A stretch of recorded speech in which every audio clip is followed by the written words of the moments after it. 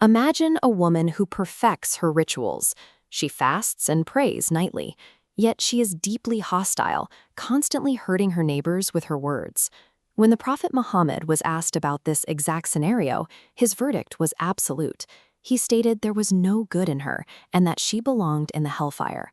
All her private devotion meant nothing because her character was corrupt. We frequently see a similar contradiction today, especially in business. We isolate our personal piety from our professional lives, operating on the assumption that as long as a contract holds up in a court of law, exploitative behavior is completely acceptable.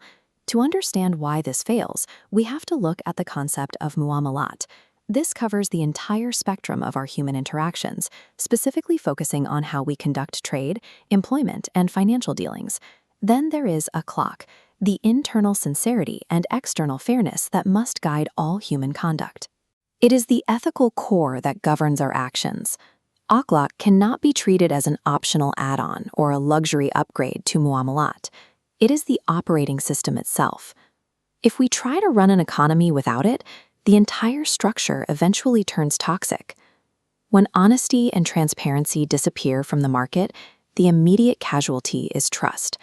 Consumers lose confidence in what they are buying, and businesses stop relying on their partners. This evaporation of trust creates massive economic friction. Simple transactions suddenly require heavy legal monitoring and expensive middlemen. As costs rise, capital drains away from socially beneficial projects like education. Investors retreat from long-term community building, seeking faster, tightly controlled returns.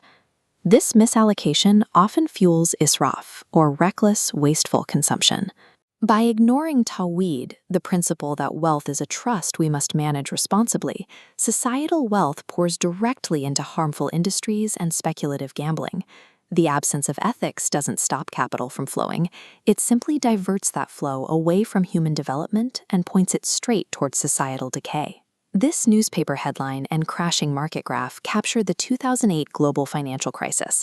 This massive recession serves as empirical proof of what happens when a system operates completely divorced from moral responsibility. The collapse stemmed from Gadar, the creation of opaque financial uncertainty to mask systemic risk. This foreclosure sign illustrates the human cost of Mysere, or rampant speculation. The housing market became a casino, detaching the financial economy from real-world value and leaving millions of people without homes. Looking at this stressed trader on the floor of the exchange, you see the systemic panic. In the aftermath of these practices, public confidence in banks and the broader financial system cratered, paralyzing recovery efforts. A financial system can be perfectly legal on paper, yet completely volatile in reality. Without foundational ethics like amana, meaning trustworthiness, and meaning justice, even the most sophisticated markets will tear themselves apart. When an economy ignores tawun, mutual solidarity, the community dissolves into isolated factions. This ruthless individualism pushes the wealth gap to extreme levels. Resentment builds rapidly as a small minority actively profits by exploiting the majority. At the very bottom of this divide, the consequences are severe. When economic justice is discarded, a person's fundamental dignity and human value are stripped away. We see this wherever rahma, or compassion, is absent from the supply chain. It manifests directly as hazardous working conditions, child labor, and modern slavery, systems engineered to extract maximum labor for minimum cost. An unethical economy transforms human beings into disposable tools, prioritizing profit margins over the fundamental worth of a life. On a macro scale, there is a deep spiritual cost. When Muslims participate in corrupt, exploitative business practices, it severely damages the global reputation of Islam, contradicting the very message it aims to share. The standard required is Ihsan, striving for excellence in everything we do. This means acknowledging that every contract signed, every employee hired, and every product sold represents our core beliefs to the world. Look at your own daily transactions.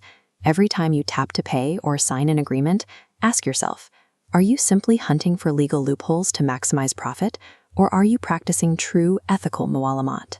Lasting economic prosperity is impossible to sustain without spiritual integrity. For a society to truly thrive, it must bind its capital and its character permanently together.